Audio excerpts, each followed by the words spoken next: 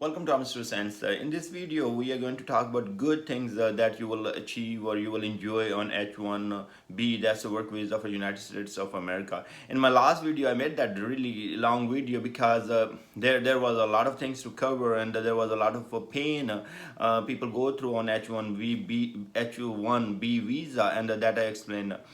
In this video, I'm going to explain good things. So let's talk about the very first thing: why we come to America or we go to other countries. Because we go for good future. So the good future is related to pretty much with making how much money you make. So if you are a fresh student, you just finish your master degree or your PhD degree, and you are in developing country, you are not going to make a lot of money. But here in America, your salaries are going to be good if you will convert from student visa to the H1B visa. That's work visa, right? Or if you have worked in a developing country for 5 years or something like that, and you come to United States, your salaries are going to be really good. So think about that. If you have 5 years of experience, you come to America. I'm talking about maybe IT here, because a lot of people and a lot of visas go in IT field or even other fields as well. So, but in IT, you are gonna make maybe more than $100,000, per year. And if you are getting your visa converted from a student visa to H1, your salary is going to start maybe $65,000 or even more, depending upon your skill set. That's really great money. And if let's say you have only 3 years of H1B, and you don't want to work after that here in America, think about that. That money you cannot make even in 10 years in a developing country. So in 3 years, what you can make, that's great money. That money is not just like, oh, I lived here, I work on H1, and I made this money. That money is going to help or change your life and the life for your family. Think about that. Your parents never house, and I have seen friends, they were able to buy the house in India or Pakistan, or other developing country, wherever they belong to, for their parents or for themselves. And there is, as a culture, we know that a lot of responsibility comes to the guys or girls to take care of siblings, and especially the marriages part. So a lot of friends, they were able to take care, and because they had money, so they invested the money in the sibling marriages. That's one of the big thing. I mean, your siblings, your parents has that pressure, like, okay, she or he, as a younger brother or sister or elder, they need to get married, and you don't have money to invest in that part. So a lot of pressure is there. And when you put that money, I mean, that helps your whole family as together. The education, think about that. Because you are working here, you're making that good money, you are able to afford the education for your siblings, for your brother, sister. And even I have seen a lot of friends that they help their nieces, nephews, or even they help just in general for people, to send the kids to some school, and the charity and all those kind of things. So by working on H1, you making good money, you are doing really a great job for yourself, and for your family, and for other people around the world. Okay. One second part is you are going to be working with one of the big companies. Even that company is small, but the culture they are going to follow, they are going to follow pretty much the same culture in they have in the big companies here in the United States. As working on H1B, I work with different companies. I work with IMF. I work with one of the investment company, PineBridge. I work in healthcare. I work with the law firm. So when you work, I work as an IT engineer. So by learning or working in different those companies, kind of really boost your experience and learning skills. As you're working with the different domains, the different type of businesses, that really open your brain, and or expand your vision. What type of businesses these people are doing? Maybe you can become a startup after that. You can maybe open your own company, or you can have things something big, because you got this experience from these big companies. In developing countries, especially, there are if they are not connected directly with the United States, like India has a lot of IT firms, and they work directly with clients here in the United States. So the guys get the they get the chance to work with those companies from India. But from Pakistan or Bangladesh, or Nepal or other countries, Africa, there are not a whole lot countries they have direct connections with the U.S. companies and work from the native countries. So if you are there in that country, you will never get chance to work with any big companies.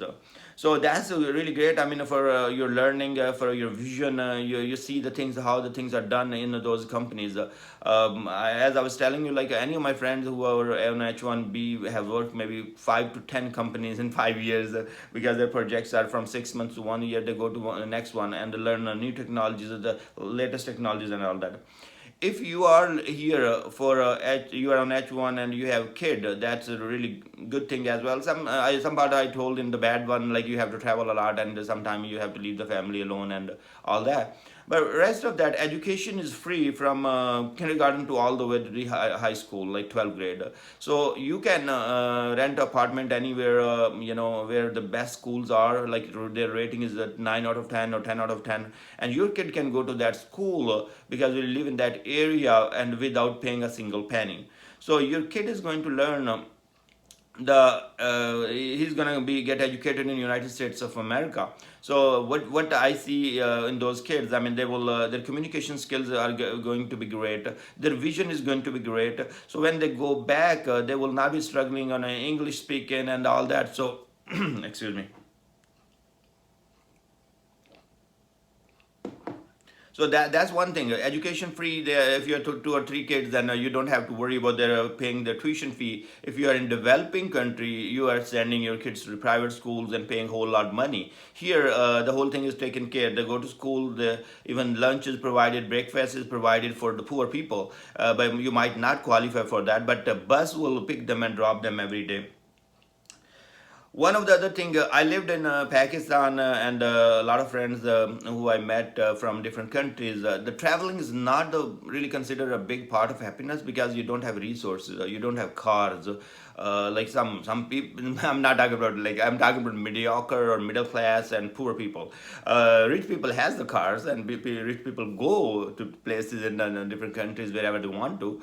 I'm talking about like a normal person with a very middle class family. They don't have cars, or even they have the car. The car is used for something really specific work, and you can't think about traveling. The only thing I went to a trip in my country was when I was doing engineering, and we went for like in our last year for a couple 5 days or something like that. So that's all you can remember. So the traveling is not considered here, as you have the money and you are in a country where everything is so organized. You can go I can go to any mountain on hiking. The restrooms will be pretty much there if there are a lot of people comes there. If you go to even Appalachian Trail, that's around 600 sorry, that's like 6 months hike. They have even the system there, so you can pretty much hike all the way, and they have different parts, like they really work hard on those areas where the travelers go and facilitate them. So you are going to go hiking, you're going to go for you want to go to the ocean, you want to go something, any activity, I mean, you are going to enjoy. And the activities you will explore in United States that you will not be able to explore in your country, in developing country, especially if you are a middle class or poor person. That here the doing any activity is not expensive. So think about that. If I need to go a log house and in the mountains, really on high mountain I want to live, the rent could be like for $300 $400 a day. And if I will contact like 3 4 friends and we go as like 4 friends, so it will be $100 for a day. Same way, like you can go to ocean, or and take the friends with you. You can share and all that. That comes as a part of happiness. You can talk with the friends and also enjoy the location and places. One other part is a vision that also does increase. So the discrimination part, like I have seen when I was there, we discriminated in developing countries. A lot of people, we discriminate them with the color. If somebody has a dark color, we give them different names. People, if you have, like, I don't know, the caste system. The people discriminate on caste system. The people discriminate on religion. The people discriminate on gender. So if you work here in the United States, so let me give you this example. So if I was in Pakistan, if I'm an officer, and I work in a company, government company, we have a separate, we call it mess. So officers mess. So that's a different kitchen or area where officers are gonna eat, and different food will be cooked for them, and there would be normal person in a different way. The same way, say I have seen this talking with the guys from India, like officers are treated different, and labor class is treated different. Here, when you come, every even CEO of the company, like billion-dollar company, he's gonna drink and eat in the same place where you are. You're gonna talk with the people. You will never feel like you are lower by any means, because of your color is black, or you're white, or your color is different from others, or your gender is different. So that, as you see the people working through that, and it works for the people and make the people happy. So when you go back home, you will have a better vision. You will become a better human in a way, by seeing that, and then you start practicing that. It's a normal, I can tell you, like, we changed a lot. My friends from India, they changed a lot. People did change a lot, and they took their discrimination part, or what they've been, jokes about color and all those kind of things, like about your features, like somebody has long nose, or somebody has long ears. People joke about it and all those kind of things, and make feel like funny. But here you don't do that. So you respect the human. That's one of the things you does change. I'm emphasizing a lot because this was one of the part I have seen that in very detailed, and here I have seen people did change, and they become better human. So that's also going to be one thing, best thing, accepting other people's people. So think, in you are if you are living in one area, you are only accepting the people around you. As now you are living in this United States, you will be more accepting, because you are going to meet people from all over the world. There are a lot of people come from different countries. A lot of people come with different religions, colors. So will be more accepting person, as compared to, like, if you live only in that area where you born and got the job, and still stuck in that area. So one of the other part of food, we enjoy food whatever our parents cook, and as especially a desi person coming from Pakistan or India, you are gonna be like, your mom is gonna cook, and then your wife is gonna cook. So most of the time you will be in that area, and especially if you are middle class or poor, you are gonna be eating home. With the working here in H1B visa, that your salary is really good, will be able to afford to enjoy different foods. You can go to Mexican restaurant, you can go to the Chinese restaurant, you can go to the Mediterranean restaurant, you can name it. You will go to a lot of different restaurants and enjoy different foods. I mean, still there are choices. You are vegetarian, non-vegetarian. You will pretty much find the food in each of the restaurant according to your choices, and people respect that. So let me tell you, like, if I go to a restaurant here, and my wife wears the hijab, or that headscarf, and they see people know that they're Muslim, they are not going to serve us like, oh, they will say, okay, some people come up front and say, oh, there would be no pork in this food. So that's very respectful, and they will ask you, will you eat vegetable? Are you going to order some vegetarian food? They try to kind of make you happy. So if you wanna go say, no, I wanna just go or eat a fish or shrimps or whatever, they're gonna respect that. If you so with the yeah, just to let you know, yesterday I was walking through the street, and one of the lady I was walking with my wife, so I passed a house, and there was an African American lady lives there, and she just parked her car, and she say assalamu alaikum. So I mean, she's not Muslim and or anything like that, or it's just they learn that culture, and they'll feel happy to do it, so they can make you feel really happy. When we meet friend, I say Sasri Akal, because a lot of friends are from Punjab, India, and they belong to Sikh religion.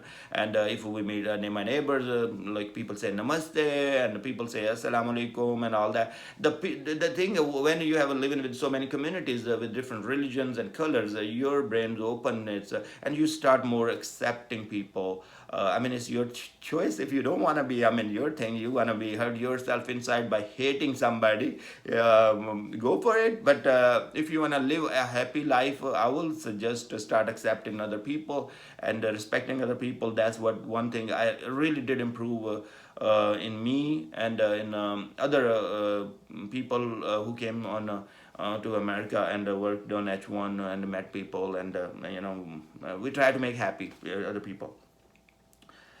This also, as I told you, like different cultures. I was telling you, you're gonna learn different cultures. You're gonna learn about different religions, what the people do, different holidays, because you are living with the people from different parts of the world. And now if I don't go to the office for 2 days and send an email saying, oh, it's Eid day coming, or Ramadan is coming, and I'm not taking 2 days off. My friends, or actually colleagues, when I go back, they will say, hey, how was your vacation? What you did, what you do on that day. So people try to get educated about that. So you are gonna enjoy that part as well of having different cultures. The last thing, as we are scared going back to the your own country because you have really great life here, and that's why you don't want to go. And that makes sense sometime, because your kids are going to good school. Also, you can bring your parents sometime here. They can visit places with you and see. I go, and I just in my neighborhood or other neighborhoods where I lived. I see people brought their parents on, they were on H1B visa, and they brought their parents on visitor visas. You would not imagine if a poor person has achieved something in life. Like if I will be in a developing country, I might never have a car. I might never have a big house to live, even rent a house like that. So I see those parents so happy when their kids, ask them to ride in their with them in the cars, or they live in a nice house. It's a summer day out there. People struggle, but here you have a nice house, a nice bedroom, and all that. And then you take your parents to different restaurants and show them different parts of America, show them the different events in America. I have seen a lot of Indian parents going to even farmers market or 4th of July events or festivals. So think about that. That part is like really, you feel happy here, and you wanna be here. But if you have to go back because your job is ended, your employer is not willing to work with you anymore, and you need to go back. So in those cases, you are the best person. I mean, you came here, you got enjoyed some part of the life, really learn a lot of good things. And now when you're gonna go back, the companies are gonna see that he came from America. He has vision. He knows what American companies are looking for. So your salary range is also gonna be higher than a normal people there, because you are returning from America. You can go to other countries as well. You maybe Canada, Germany, France, or Australia, because you have US experience. That also does help in many ways, because you have worked with multinational companies, you have worked with big companies and with different domains or different things and different people. So that people different in different countries, you will be seen as a good resource as you are coming from United States of America. So long video, but I hope you guys will like it. I will suggest come to United States on work visa, and even you live for 2 years, 1 year, whatever the year you live, you are gonna learn a lot of good things, and that will help you, in your entire life, and you will always miss this part of being in America wherever even you go back. So thanks very much for watching, and I hope you guys like my views, or you like my information I share. Put in the comments and subscribe if you guys like my videos. Thank you.